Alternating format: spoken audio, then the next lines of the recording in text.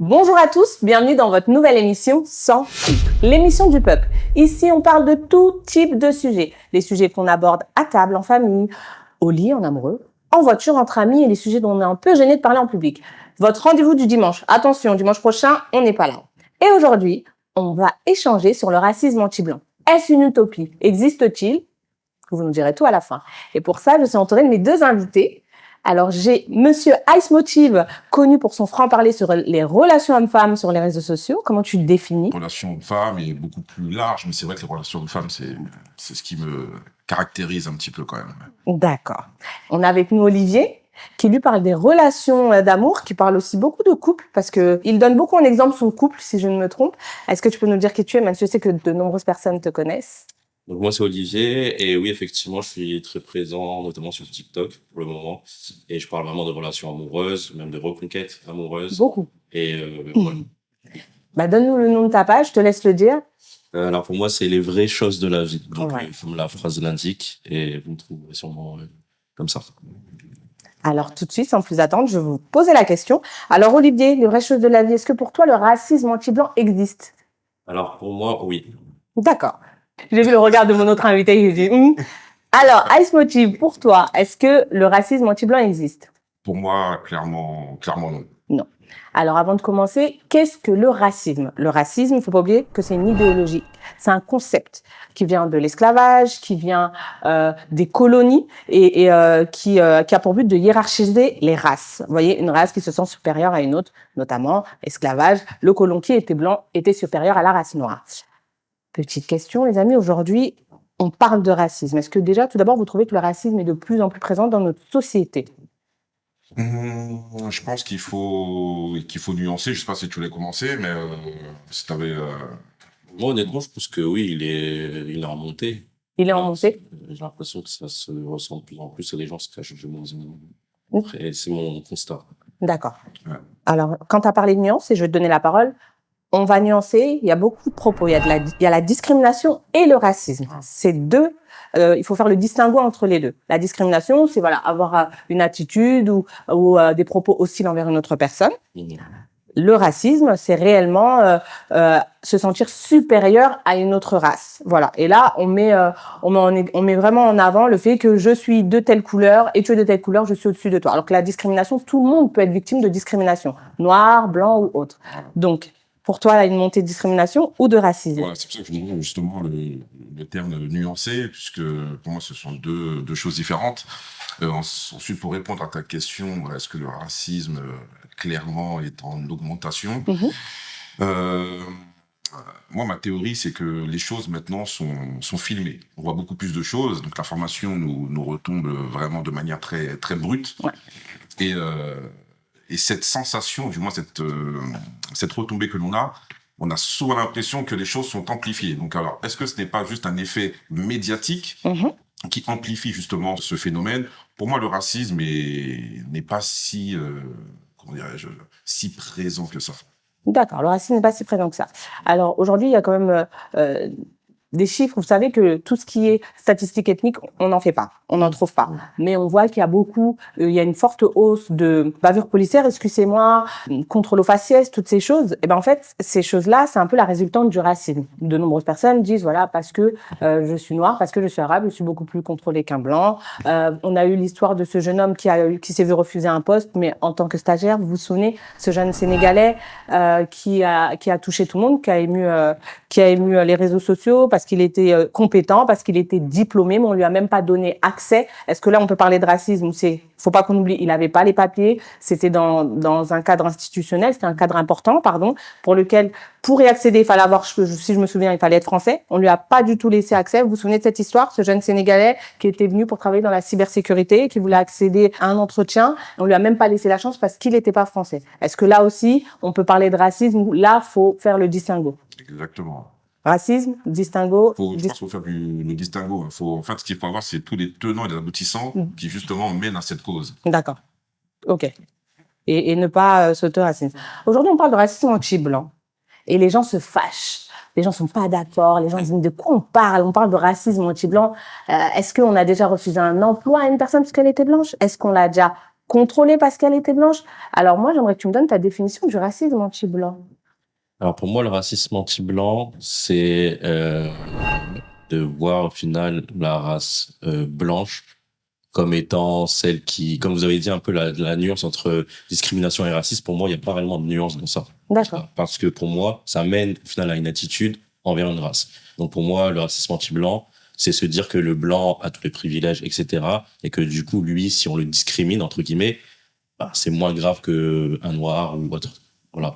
Donc pour moi, le racisme anti-blanc, c'est ça. C'est en fait minimiser peut-être la discrimination qu'il peut y avoir envers les blancs. D'accord, minimiser la discrimination. Mais là, dans les propos, tu parles du coup de discrimination. Oui, mais comme j'ai dit, pour moi, il y a pas vraiment de nuance parce que ça apporte une attitude, une sorte de division. À partir du moment où pour moi on est dans la division, c'est qu'au final on cherche à avoir raison. À avoir raison. Mais moi, clairement, pour moi, le racisme anti-blanc n'existe pas. Il peut y avoir des hostilités personnelles envers telle ou telle communauté, mais de manière institutionnelle, pour moi, le racisme anti-blanc est juste une forme de hype. C'est un petit peu le mot à la mode pour un petit peu, pour légèrement diminuer les vraies causes et les vrais problèmes de racisme actuels. Sachant que oui, ça va de mieux en mieux, mais je trouve qu'il y a quand même cette forme de minimisation du racisme envers les Noirs, et on cache cela sous ce chapeau un petit peu, oui, mais nous aussi les Blancs, nous sommes discriminés, nous aussi les Blancs, nous sommes victimes de racisme. Et ça me pose problème. D'accord. Donc, si j'entends bien, pour toi, le racisme, c'est à partir du moment où il commence à avoir des inégalités. Voilà. Ouais. Et pour toi, en fait, ça n'existe pas. C'est un peu l'excuse qui a été trouvée pour minimiser le vrai racisme, qui a son histoire, son concept, pour minimiser le fait que les Africains, en tout cas le continent africain, a été colonisé. Et maintenant, on va dire oui, mais nous aussi, on est victime de racisme. Mais attendez, vous savez que le racisme anti-blanc, on a commencé à en parler depuis 2005. Le CPE, les vols à l'arraché, il s'était passé tellement de choses, les rappeurs qui protestaient, qui contestaient à travers des chansons, le rap. Et là, en fait, il y a des gens qui se sont mis debout, un collectif, des intellectuels, des politiques, pour dire, en fait, là, aujourd'hui, il y a du racisme anti-blanc. Et le motif, c'était des insultes du style sale blanc. Donc, les amis, qu'on soit clairs. Pour toi, ça existe. Pour toi, ça n'existe pas. Mais aujourd'hui, est-ce que, ma question, c'est est-ce que tu as déjà entendu un ami blanc qui t'a dit, moi, je me suis refusé un poste parce que j'étais blanc? Ou une connaissance, ou un témoignage? Cette sphère-là, non. Non. Dans quelle sphère, alors? C'est vrai que j'y ai déjà pensé, parce que par exemple, je me dis, on en parle souvent avec ma femme, je me dis quand on voit les agents de sécurité, au final, c'est nous qui sommes avantagés, c'est les Noirs, etc. Donc, est-ce que peut-être dans ce domaine, effectivement, les Blancs se font refuser parce qu'ils ont peut-être moins de stature, moins de charisme, etc. Je pense que ça doit exister. Mais moi, de mon côté, effectivement, j'ai jamais vu mes amis blancs dire, j'ai été discriminé de cette manière ou on m'a traité de sale blanc aux caisses. Mais pour moi, c'est juste un fait.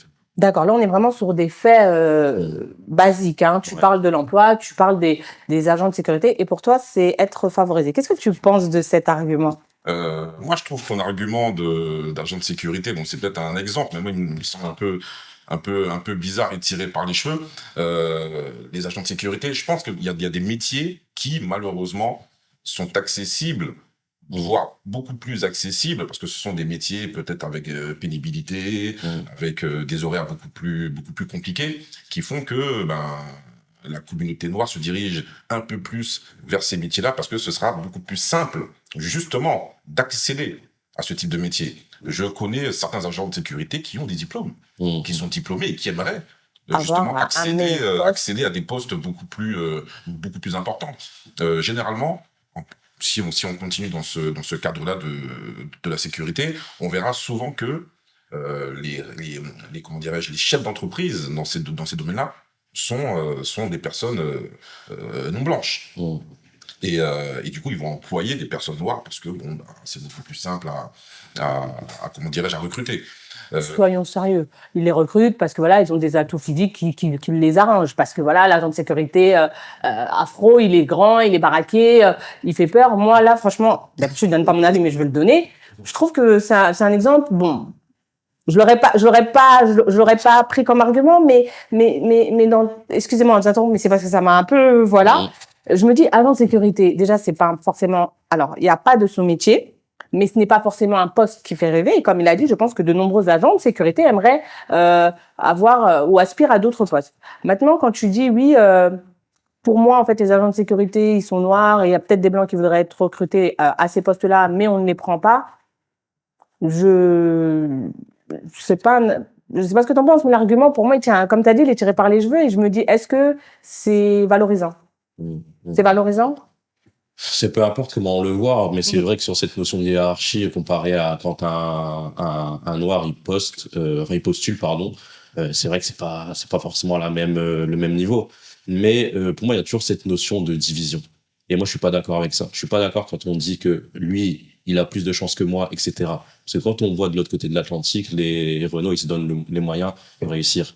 À partir du moment où tu vois que c'est juste une question de volonté et de choix, il est plus censé avoir cette guerre ou cette division. Après, attention, il y a ceux qui réussissent en tant que noirs, mais qui ont toujours cette guerre intérieure.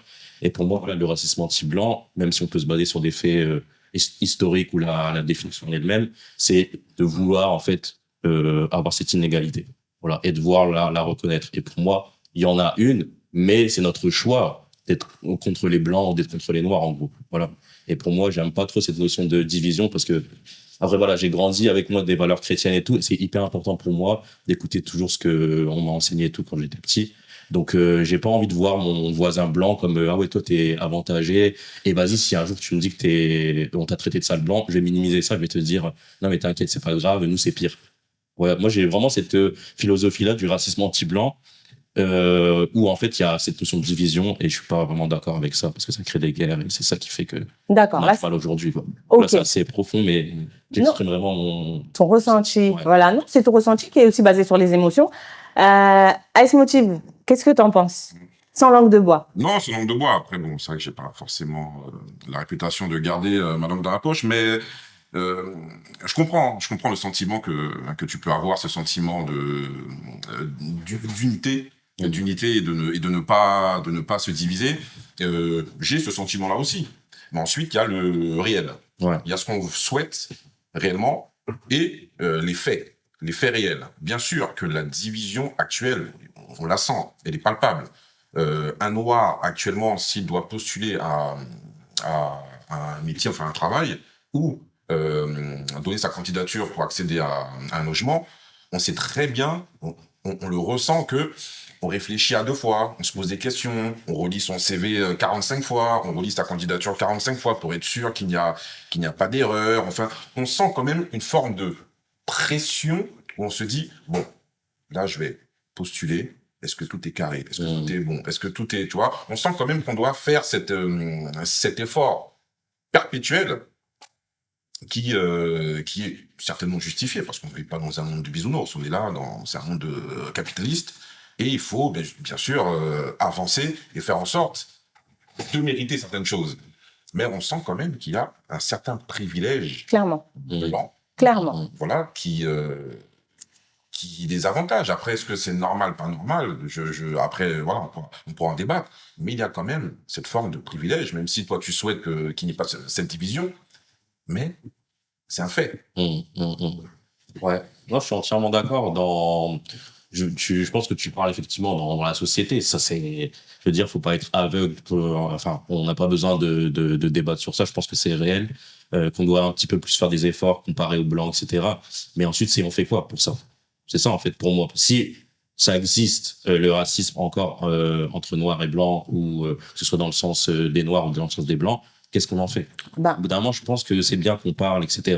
Mais au bout d'un moment, il faut faire des choses. Et c'est vrai que les faits sont là. On galère, on sent en fait qu'il y a cette injustice constamment. Et on en fait quoi? Et si on n'en fait rien, on continue d'être dans ce sens-là et de se tirer en fait des balles chacun de notre côté. Donc moi, je suis vraiment plutôt dans le et après. Voilà. Parce que oui, c'est un fait, mais je veux dire, comment on arrête ça? On arrête ça nous-mêmes. Pas grâce à la société ou pas grâce à lui qui est en face de moi d'abord, etc., quoi. D'accord. Alors, le et après, en fait, là, la thématique, si on la ressent, c'est vraiment le racisme anti-blanc existe-t-il? Le racisme anti-blanc, c'est pour toi donc des blancs qui subissent du racisme quand on leur dit sale blanc ou voilà qu'on a des comportements hostiles. Moi, je dirais plutôt que c'est de la discrimination. Quand quand tu dis que tu veux parler du après et quand tu dis que de voir le blanc comme en gros la personne qui est coupable de tous les malheurs de la vie que les Noirs peuvent avoir, je pense juste qu'il faut pas oublier l'histoire, qu'on le veuille ou non. Ouais. Et Marcus Garvey disait que une personne qui ne connaît pas son histoire est comme un arbre sans racines. Donc on ne peut pas venir dire il faut arrêter d'eux parce que c'est l'histoire, qu'on le veuille ou non, on n'était pas là dans les champs de coton, on n'a pas, d'accord, mais c'est l'histoire en fait, c'est l'histoire qui représente le peuple africain, le peuple noir. Quand tu dis aussi par la suite, voilà, pour moi aujourd'hui, voilà, t'étais plutôt voilà, c'est humaniste ce que tu dis, tu vois, t'es dans l'unité et c'est une très bonne chose. Et que Ice Motif dit oui, mais en fait il y a beaucoup plus de difficultés. La réalité c'est que le racisme anti-blanc existe, mais moi j'aimerais bien savoir à quel niveau, parce que quand on parle de choses il faut qu'on puisse les illustrer, alors que le racisme de manière générale on peut l'illustrer par des témoignages, par l'augmentation, comme je dis, des bavures, par l'augmentation des rejets, par l'augmentation des contrôles aux faciès. Et quand tu dis et après, nous y venons. Aujourd'hui, il y a quand même cette génération qui est là pour briser ces plafonds de verre. Maintenant, est-ce qu'elle a accès? Parce qu'il y a quand même je sais pas ce que vous en pensez, mais il y en a beaucoup qui font le travail et qui, même étant à des places assez importantes, le disent, il y a un plafond de verre.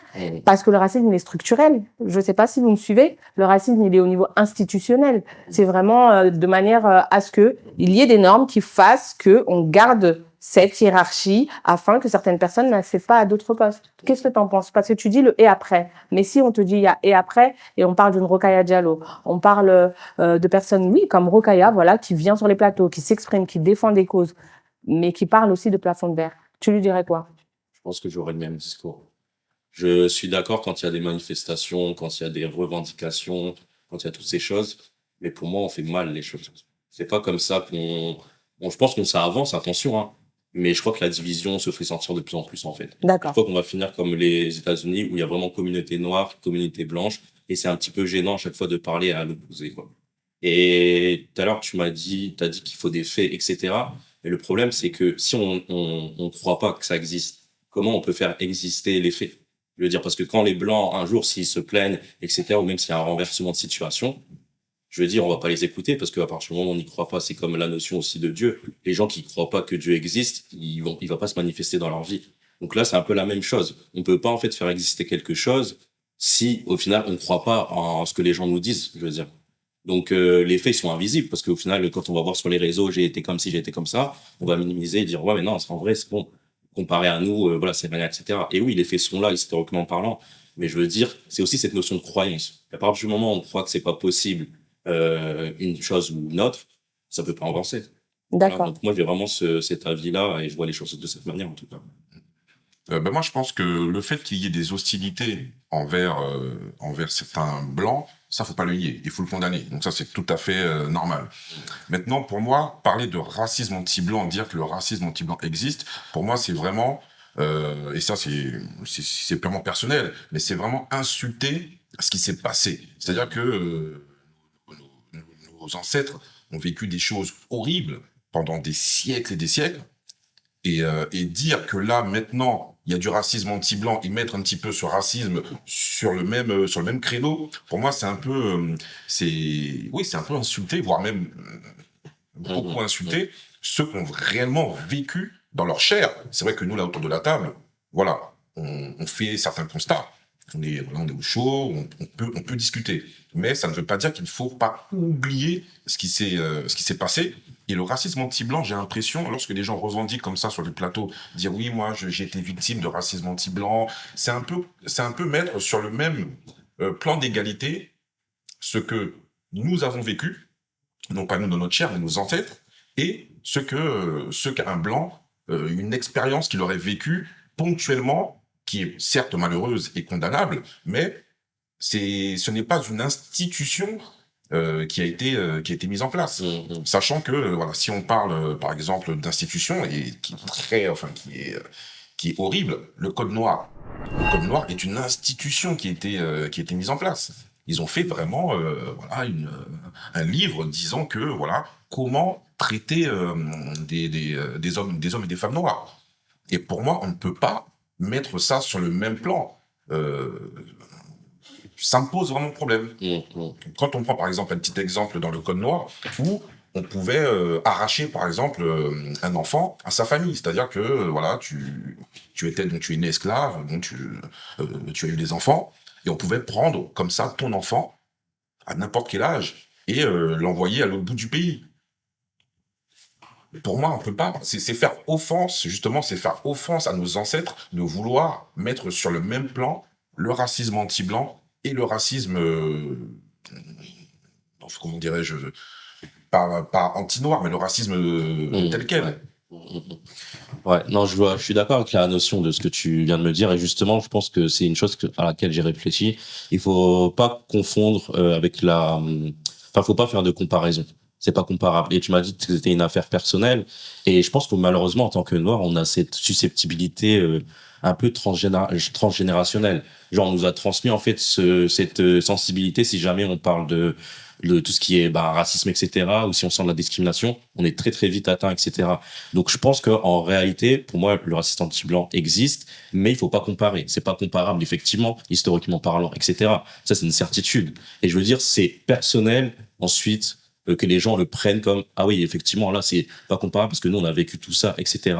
Mais si on reste sur la comparaison et sur l'histoire, c'est sûr que pour le coup, pour certaines personnes, ça n'existe pas. Mais je veux dire, c'est quand même là. Il doit y avoir quand même des choses qui se passent de leur côté. Et on peut pas, en fait, minimiser ça en se disant, ouais, mais c'est pareil. C'est pas une question de comparaison. Ça fait pas, en fait, la comparaison ne fait pas que le raciste anti-blanc existe ou pas. Pour moi, en fait, il y a juste cette notion qu'un Chinois, un Blanc ou je ne sais quelle autre race peut subir des choses. Mais si on va dans la comparaison, effectivement, là, ça peut disparaître, ce terme-là de raciste anti-blanc, anti-je ne sais quoi. Mais si, enfin, je sais pas si tu as des exemples, mais qu'est-ce qui fait que pour toi, clairement, dans l'institution française, il y a du racisme anti-blanc? Qu'est-ce qui fait qu'un blanc, dans son évolution au sein de la France, de la République française, ferait que, bon, ben, je vis du racisme, j'ai du mal à m'en sortir, j'ai du mal à avancer à cause du racisme anti-blanc? Bah là, ce que tu me demandes, justement, on est dans la comparaison. Ça veut dire, comme tu as dit, ça n'a pas été le racisme anti-blanc, il n'est pas jusqu'à être institutionnalisé, entre guillemets. Mais je veux dire, le racisme de base, il est entre les gens. Il n'est pas forcément dans la société. C'est pas la société qui va, pour le coup, avoir cette stature sur les blancs, on va dire. Parce qu'effectivement, quand on parle de comparaison, nous, ça va jusqu'à là. Ça va jusqu'au tout ce qui est loi, etc. Mais les blancs, peut-être pas encore. Voilà. Mais je veux dire, peut-être un jour, ça arrivera ou autre. Mais non, j'ai pas d'exemple concrètement à citer. Mais là, on est dans de la comparaison. Pour moi, si on est dans de la comparaison, forcément, c'est comme comparer d'autres, je vais pas sortir d'autres histoires, mais il y a plein d'autres débats sur lesquels il y a des peuples qui ont vécu des choses atroces. Et si à chaque fois on va dans la comparaison, ben oui, on peut faire inexister une chose en particulier, quoi. Alors, moi, je pense que, si je peux me permettre, là, c'est peut-être de la comparaison parce qu'on emploie des termes similaires. Racisme anti-blanc. Donc, forcément, quand il y a un terme qui est employé, bon, on se dit, OK, on emploie le même terme. Donc, est-ce que tu peux nous expliquer qu'est-ce que ça signifie, racisme anti-blanc et racisme tout simple? C'est pour ça, en fait, que, tu vois, j'ai un peu du mal quand on dit comparer. Ouais. Bon, soyons sincères, je prends parti, c'est très rare que je le fasse, mais à un moment donné, il faut être honnête, d'accord? Ici, c'est sans filtre, je ne vais pas faire semblant. Pas de souci. Pourquoi? Parce que c'est des réalités qu'on vit, parce que c'est des réalités qu'on entend, parce que c'est des réalités qu'on perçoit et qu'on voit. Effectivement, il y a l'effet réseaux sociaux qui est maintenant, c'est vraiment un effet où c'est exacerbé. Tu vois les vidéos à l'instant T, tu vois tout ce qui se passe. Donc, forcément, comme vous avez dit tout à l'heure, il y a une montée, certes, mais qui est appuyée, qui est aggravée, exacerbée grâce ou à cause, ça dépend pour qui, aux réseaux sociaux. Mais quand tu dis qu'on peut pas comparer, ben moi, c'est là que ça pose problème. Je sais pas pour toi, mais je me dis si on parle de racisme au niveau de la sémantique, au niveau du mot, c'est le même mot, hein, racisme anti-blanc et racisme. Donc on peut illustrer le racisme anti-blanc et on peut illustrer le racisme. Mais une fois de plus, il y a rares sont les débats où les gens arrivent en fait à illustrer le racisme anti-blanc. Et ce sera toujours, oui, on m'a traité de sale blanc, il y a des comportements hostiles, je sais pas, je me suis fait arracher, oui, mais c'est une attitude, c'est un comportement, et c'est condamnable. Ça veut pas dire que c'est gentil ou que c'est bien, mais peut-être qu'il y aurait un autre mot qui serait plus adapté. Et moi, j'ai une question à vous poser. Toi, tu es assis devant nous et tu nous dis ça, donc tu partages ce débat, toi aussi, mais il y a beaucoup de blancs qui disent que le racisme n'existe pas. En travaillant sur cette émission, il y a beaucoup de blancs qui le disent, des Français de pure souche qui disent non, le racisme n'existe pas, le racisme anti-blanc n'existe pas. Qu'est-ce que tu penses de ça? Ben, dans cette direction-là, je suis pas d'accord parce que pour moi, le racisme, il est universel. comme je l'ai dit. Donc, si effectivement, même l'autre côté, ils disent que le racisme envers nous, donc envers les Noirs, etc., n'existe pas, bah, pour moi, je suis d'accord. D'accord. Le racisme universel, euh, pour prendre un exemple, c'est comme si on t'ampute un bras, une jambe, et quelqu'un vient te voir et te dit j'ai une abeille qui m'a piqué, moi aussi j'ai mal. Mm. Alors que toi, on vient de t'amputer un bras, une jambe. Et il vient mettre sur le même plan la piqûre d'abeille qu'il a eue il y a une semaine. Mm. Il vient te dire, ouais, mais t'as vu, moi aussi j'ai souffert, t'as souffert, tu vois. Voilà, quoi. Tous les deux, nous sommes dans la souffrance. Mais toi, tu te dis, oui, mais ok, t'as souffert, mais moi, par contre, on m'a tranché un bras, on m'a tranché une jambe. Toi, on t'a piqué, enfin, t'as eu une piqûre d'abeille. Pourquoi tu viens, en quelque sorte, minimiser ma souffrance en disant, mais non, mais ça va. Moi aussi, j'ai été piqué par une abeille. Et, c'est là où, justement, la subtilité du racisme anti-blanc intervient. Mm. C'est que c'est un petit peu la piqûre d'abeille, même si, bien sûr, il ne faut pas la minimiser, mais c'est un petit peu la piqûre d'abeille que certains blancs ont reçue, alors que, et c'est pas forcément pour faire comparaison, mais c'est que j'ai du mal à mettre ces deux formes de racisme sur le même plan. Mm. Je sais pas si là, dans l'image, j'ai réussi à peu près à donner de manière un peu brute Ouais. ma vision. Non, oui, je vois, et encore une fois, on est dans la même direction. Voilà. Mais, encore une fois, pour moi, c'est une question de qui a raison, qui a tort, qui est plus comme ci, qui est plus C'est comme le ça. prisme personnel de chacun, c'est ça? Voilà. Et je sais pas si vous avez des enfants, hein, mais moi, je pourrais pas voir un de mes enfants me dire, papa, moi, j'ai eu ça, et moi, maman, j'ai eu ça, et dire, bah, toi, vas-y, c'est plus grave, et toi, ma fille ou mon fils, non. Voilà. Pour moi, je suis désolé, je ramène encore la notion de Dieu, mais Dieu, il fait pas ça avec nous. Il est pas en mode, ah, lui, regarde, il a plus souffert que toi. Donc, non, je vais être d'accord avec lui. Il y a pas c'est pas qu'on a peur de prendre parti. C'est qu'au bout d'un moment, voilà, tu dois, en fait, faire preuve je sais pas, tu dois agir par rapport à ça. Et moi, dans mon pays, quand j'ai appris l'histoire, quand j'ai entendu que on a pris des gens à l'époque, des avions, ils les ont balancés comme ça, voilà. Donc il y a beaucoup d'atrocités. Mais qu'est-ce que j'en fais de ça? Est-ce que je décide d'être en mode, ouais, ben si toi tu me racontes que on t'a volé un sac Gucci, je vais te dire, ben non, moi dans mon pays on m'a fait ça et t'as pas vraiment subi ce que moi j'ai subi en termes de racisme, etc. Non, je suis pas d'accord en fait avec cette notion de, encore une fois, j'amène le terme de comparaison. De comparer. Moi, c'est, t'as vécu ça, je comprends ce que t'as vécu, mais il n'y a pas de, mais moi, j'ai vécu comme ça, donc toi, voilà, c'est ok, tu machin. Mais si la personne, effectivement, essaie vraiment elle-même, le blanc en question, d'être en mode, je compare, et franchement, je suis désolé pour ce qui vous est arrivé dans votre histoire, mais nous aussi, en vrai, machin, là, moi, je suis d'accord qu'on peut dire, écoute, non, c'est pas vraiment comparable. Mais c'est justement ce qui se passe, c'est justement les arguments. C'est pour ça que justement cet argument de racisme anti-blanc est souvent repris par certains partis politiques. L'extrême droite. Voilà, exactement. Justement pour minimiser la souffrance que l'on a eue. Ouais. On a eu, c'est pas nous dans notre chair, mais voilà, de nos aïeux, et voilà, on subit. Il y a une chose très importante qu'il faut souligner, c'est que un blanc aura, en France, du moins dans ce système capitaliste, aura beaucoup plus, c'est-à-dire que quand tu voyages, quand tu découvres le monde, un blanc aura beaucoup moins d'hostilité vis-à-vis de la vision qu'il va donner. Moi, perso, quand je voyage, c'est con, hein, mais je fais toujours attention à là où je vais. Si on me dit oui, tu dois aller en Turquie, tu dois aller passer une semaine, je réfléchis toujours un petit peu à savoir le contexte potentiel de comment on va m'accueillir. Pourquoi? Parce que tu mets ta couleur devant quand tu voyages, tu mets systématiquement, je mets ma couleur devant. Parce que je sais que, de manière, selon certains pays, on sait qu'on ne sera pas, on a beau avoir le passeport français, mais il y aura toujours, selon eux, cette barrière qui est la couleur, et on aura toujours cette forme de discrimination, ça ne veut pas dire qu'on ne doit pas vivre, qu'on ne doit pas respirer, qu'on ne doit pas faire certaines choses, mais on réfléchit quand même à deux fois, on se dit, tiens, et c'est vrai que des fois je m'étonne de me dire, tiens, j'aimerais bien faire ce pays, mais est-ce qu'on va bien m'accueillir? Est-ce qu'on va bien m'accueillir? Est-ce que je vais être... voilà. Et une chose importante, je ne suis pas dans la victimisation.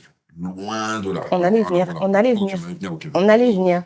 On allait venir. Voilà, donc on avance dans le débat, chacun a sa position. Le but est de défendre sa vérité. Aujourd'hui, il y a quelque chose qui pose un peu problème dans la société. Qu'est-ce que vous en pensez? Puis après, on parlera de ce qui se dit aussi sur les réseaux concernant ce sujet. On parle beaucoup de victimisation. De la même manière que tu viens de dire, beaucoup de gens veulent juger le racisme anti-blanc. Effectivement, en fait, on n'est pas blanc. On n'est pas blanc, donc on peut. Il y en a qui diraient, mais ils se permettent de juger, mais ils ne ressentent pas ce qu'on vit et ils ne sont pas blancs. De l'autre côté, quand il s'agit du racisme, il y en a qui diront, voilà, tout de suite, ils créent la victimisation. Ils ont quand même une certaine chance d'être là ou pas, sachant que des fois, on parle d'enfants nés sur le sol français, donc c'est pas des immigrés, c'est des enfants nés. Souvent des Afropéens, un parent européen, un parent africain, ou sinon, oui, des parents issus de l'immigration choisie ou non, mais en tout cas qui sont nés sur le sol. Qu'est-ce que vous pensez de ces termes? Parce que là, on rentre dans ce que tu disais tout à l'heure, dans cet état d'esprit de jugement, en fait. On veut être le baromètre émotionnel de l'autre. Voilà, les gens viennent et disent, je suis désolée, moi je trouve que c'est inadmissible qu'il y ait tant de contrôle au faciès à répétition. On va dire, oui, mais vous créez la victimisation, peut-être qu'il faudrait. Moi, pour le coup, je suis d'accord.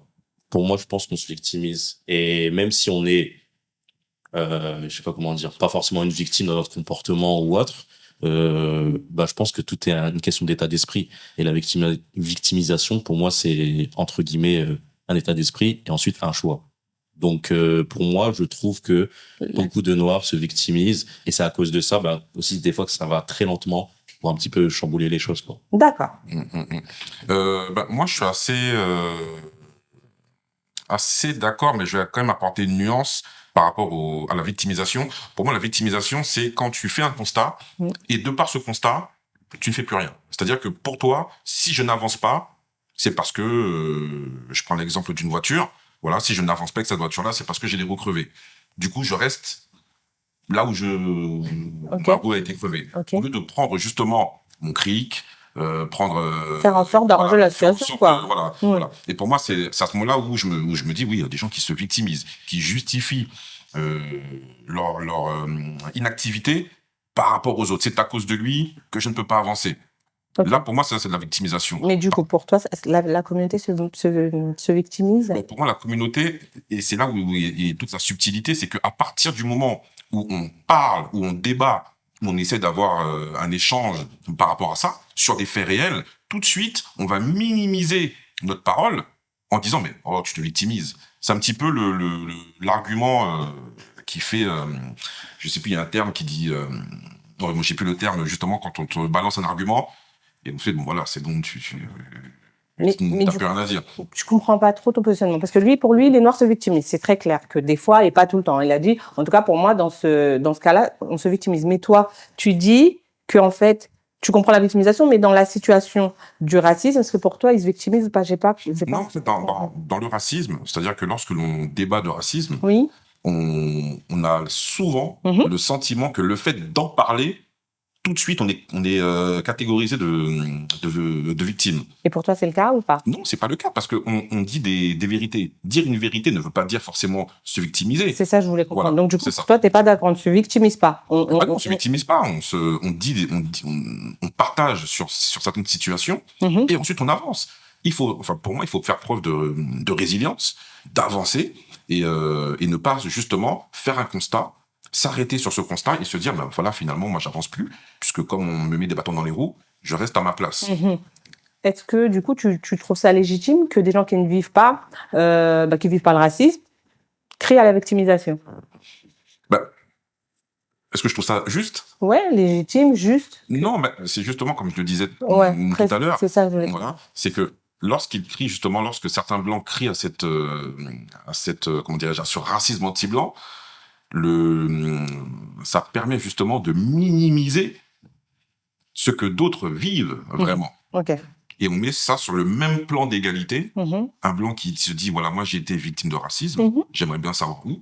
Et un noir qui va se dire, j'ai été victime de racisme, qui concrètement, il y a eu des tests qui ont été faits, des testings, un blanc qui postule avec le même CV, un noir avec le même CV, on voit les deux CV comme de par hasard, le blanc ou la personne qui a un prénom à consonance caucasienne, voilà.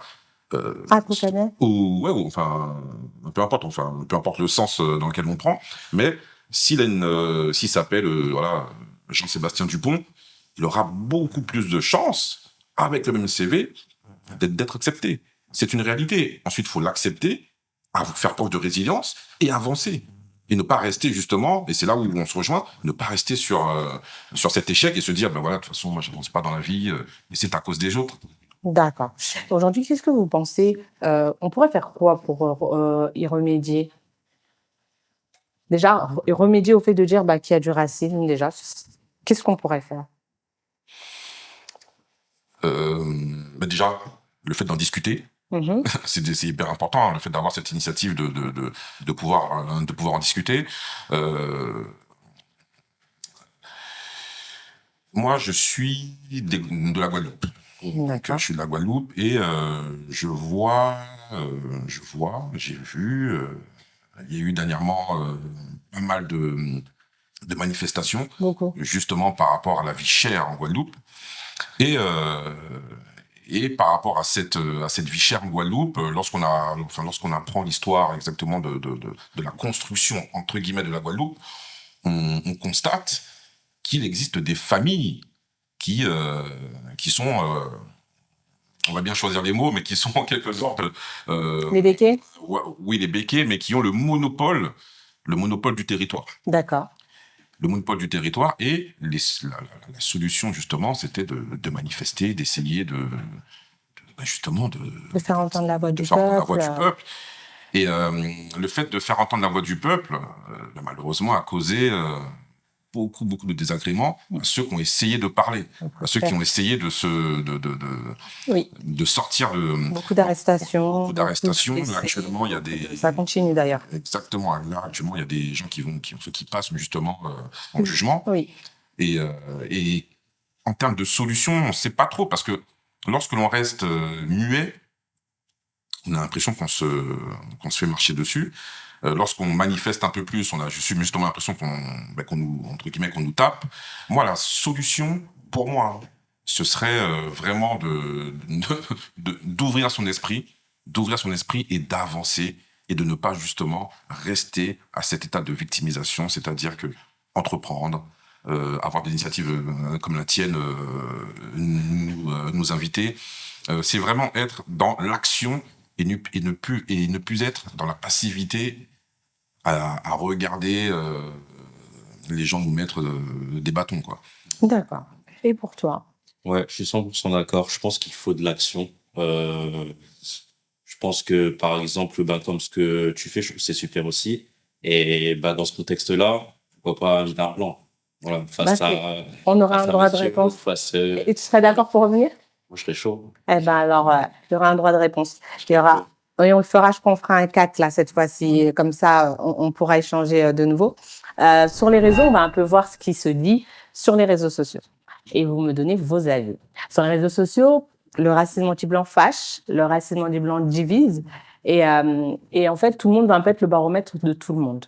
D'accord? Aujourd'hui, des personnes diront, mais ils sont autour d'une table. Ce sont 3 personnes autour d'une table, mais on ne voit pas les personnes concernées. Écoutez, habituellement, on parle du racisme et on ne voit jamais de personnes concernées. On voit des spécialistes, on voit des sociologues, on voit tout le monde, sauf les personnes qui vivent le sujet dont vous abordez. Donc voilà. On dit que les Noirs qui prônent le racisme anti-blanc sont des deux maisons. Qu'est-ce que tu penses de ça?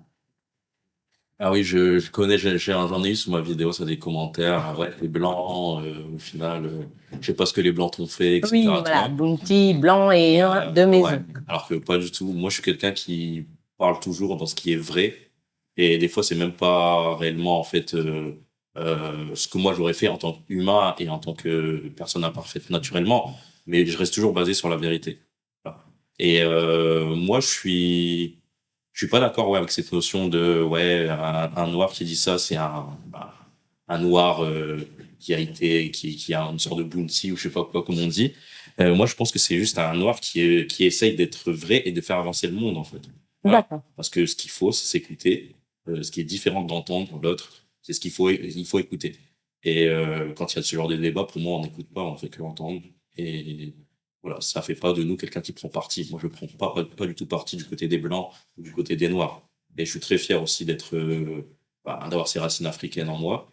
Et voilà. Mais c'est pas pour autant que je défends plus les Blancs que les Noirs ou vice versa. D'accord. Je suis juste dans le vrai. D'accord. Tu défends avec ta conviction. Voilà. Qu'est-ce que tu penses de ça, toi, de ces gens qui disent, voilà, ces Noirs qui prennent leur téléphone pour défendre. On entend tout, hein. On entend, à lui veut faire le buzz, à lui c'est un de maison, Des bénévoles. à lui les bénévoles. Qu'est-ce que tu en penses, toi? Est-ce que tu es d'accord avec ces propos ou pas? Non, mais après, je comprends son propos universaliste, et c'est important d'avoir ce type de propos. Maintenant, de là à dire, parce que sur les réseaux sociaux, on sait très bien, c'est facile, hein, tu vois, en commentaire, voilà, ils sont toujours plus guerriers que, voilà. Mais non, moi, je suis pas forcément d'accord. Maintenant, c'est vrai qu'il y en a. T'as l'impression que, voilà, qui sont de N-word de maison. C'est très nuancé, parce qu'à partir du moment où on prend position, parce que j'ai pas l'impression que tu prennes position pour défendre forcément les blancs. Pour toi, c'est plus une position universaliste, c'est-à-dire c'est plus une position où j'aimerais qu'on soit tous unifiés. Voilà. Moi, ma position, pourquoi je dis que je le rejoins, ma position, je suis ok avec ça, mais après il y a le terrain. Et c'est juste entre l'envie justement un peu utopique d'avoir un monde plus ou moins en quelque sorte de bisounours et la réalité, Ouais. il y a un fossé. C'est juste que ça qui me dérange. Mais je comprends ta position, parce que c'est important aussi d'avoir cette position de dire, bah là, j'aimerais, mais après, il y a le terrain. Et sur le terrain, on voit que c'est plus compliqué. D'accord. OK. On entend aussi sur les réseaux que, ben, comme je disais tout à l'heure, le racisme anti-blanc ne peut pas être prouvé et qu'il faudrait changer le terme racisme anti-blanc par discrimination envers la communauté blanche. Qu'est-ce que vous pensez de ça? L'appellation devrait être modifiée. Mais à quel moment, enfin, pour moi, c'est à quel moment, justement, un blanc se sent discriminé? Ah bah. C'est ça, en fait. C'est où et dans quel système? J'aimerais qu'on me donne un exemple concret. Bon, tu l'as donné au début de l'émission pour un poste d'agent de sécu, mais je pense pas je pense pas que ce soit the métier où les blancs rêveraient, tu vois, postuler. A contrario, les postes de DG, les postes de directeur où de nombreuses personnes racisées sont compétentes, là, ça se discute. Ça. C'est compliqué. Compliqué. C'est compliqué carrément. C'est dit en fait, c'est factuel. Et c'est pour ça que j'ai vraiment beaucoup de mal à me dire où justement un blanc se sent discriminé. À quel moment, structurellement, vraiment, on peut se dire, ouais, je suis discriminé. Enfin, il peut se dire qu'il est discriminé. Moi, de toute façon, je pense que ça existe, hein. Je crois que c'est juste qu'on veut pas les entendre, encore une fois. Mais pour un peu répondre à ta question, je pense que changer les termes en discrimination ou, je sais pas, ça sert strictement à rien, parce que tout dépend de comment ça tombe dans nos oreilles. C'est tout. D'accord. Et ce qu'on en fait. Et moi, je pense que si un jour, je pense que ça existe déjà dans les pays en Afrique, etc. Il y a une majorité qui est africaine, donc j'imagine peut-être en Afrique du Sud ou des choses comme ça.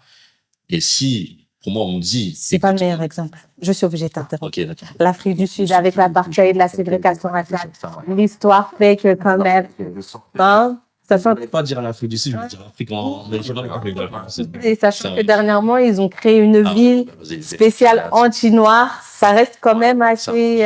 Ok. Je savais pas pour Je t'en prie.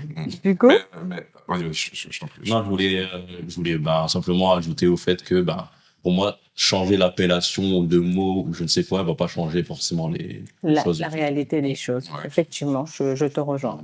Pour donner, justement, pour revenir à l'Afrique, j'ai pas mal d'amis qui justement vont dans certains pays en Afrique noirs, et ils me disent que non, les blancs sont très très bien, vivent très très bien. Il n'y a pas de racisme anti-blanc en Afrique. Hein. Ils vivent très très bien. Ils ont accès à des postes privilégiés. Et à votre avis, pourquoi? Et parce qu'il y a ce sentiment un petit peu d'infériorité qui a été malheureusement intégré. D'accord, c'est l'annulation due à la colonisation. Voilà, exactement. Donc c'est vrai que voilà, quand un blanc arrive en Afrique, on lui ouvre un petit peu certaines portes que d'autres noirs ne peuvent malheureusement pas avoir. Donc Deux poids, deux mesures? énormément. Ok. Alors écoutez, aujourd'hui, on s'est réunis avec mes deux invités pour échanger sur le racisme anti-blanc. C'est des sujets assez délicats. C'est des sujets où je félicite mes invités déjà d'avoir accepté l'invitation parce que très peu de personnes auraient le courage de venir s'exprimer. Chacun sa position sur la thématique. Donc il y a mon invité Olivier qui lui est pour vraiment une unité, une communauté unie, un monde uni, et qui pour lui voilà revendique que le racisme anti-blanc existe. Il y a Ice Motive qui est contre cela et pour lui le racisme anti-blanc n'existe pas. Et vraiment, c'est rare de faire ça, mais comme nous sommes la nouvelle génération et que cette émission, c'est l'émission du peuple, je donnerai mon avis. Pour moi, le racisme anti-blanc n'existe pas. Parce que, à un moment donné, je me base sur des faits. Et les faits ne me montrent pas qu'un blanc aura les mêmes difficultés qu'un noir. Et la réalité des choses ne montre pas qu'un blanc a déjà fait un témoignage en disant « Je me suis tourné vers telle offre d'emploi et on m'a refusé le poste, je l'ai senti parce que… » Les tests qui ont été faits aussi sous caméra cachée, qui ont été montrés au grand public, n'ont jamais montré qu'un blanc a été refusé à cause de son nom, à cause de sa personne. Donc pour moi, c'est une chose qui n'existe pas. Pour moi, il faut changer l'appellation et appeler ça discrimination parce que oui, effectivement, il y a des comportements hostiles envers cette communauté blanche aussi et ça, on peut pas le nier, c'est condamnable et on n'est pas là pour créer une guéguerre, mais pour être factuel, c'est pour ça que je l'appelle l'émission du peuple. Et si on me demandait pourquoi et comment je me permets de donner mon avis, de la même manière que les gens se permettent de crier à la victimisation quand un noir va exposer le racisme qu'il vit, je me permets de donner mon avis en disant que ça n'existe pas. En tout cas, je vous laisse le mot de la fin concernant cette émission. Un mot de fin, un petit conseil, afin d'avancer, comme vous l'avez dit, communiquer, échanger, ouvrir son esprit, prendre exemple sur l'extérieur, qui avance aussi, qui arrive à matcher, à se mélanger. Est-ce qu'il y aurait autre chose? Ouais, le changement commence par soi-même. Je dirais que ce serait un meilleur. J'aime beaucoup. Faire preuve de résilience, même si vous avez été justement victime de racisme. Ce qui est important, c'est d'avancer, ne pas s'arrêter à cette expérience-là. Et surtout, éduquez-vous, communiquez. Et c'est important. C'est important parce que le fait de ne pas être éduqué fait que on s'emporte énormément émotionnellement, puisqu'on ne peut pas mettre de mots justement à nos émotions. Donc du coup, on s'emporte avec des choses et malheureusement, ça nous met des étiquettes. Du moins, ça nous colle des étiquettes. Donc soyez éduqués, informez-vous et voilà, et soyez ouverts bien sûr au monde. Écoutez, sur ces belles paroles, c'est votre rendez-vous du dimanche, votre émission sans filtre. Vous nous direz en commentaire si vous êtes d'accord ou pas avec nos invités, si vous vous dites mais pour qui elle se prend de donner son avis. Je vous remercie de nous avoir suivis. C'est un honneur de vous compter parmi nous. Et puis, comme on dit, il y aura une partie 2, n'est-ce pas? Mon invité m'a assuré ça et je trouve ça intéressant. Une partie 2, si vous, derrière l'écran, vous êtes pour ou contre et que vous voulez venir exposer votre vision, c'est avec plaisir. Merci encore et à très vite. C'était votre émission Sans filtre.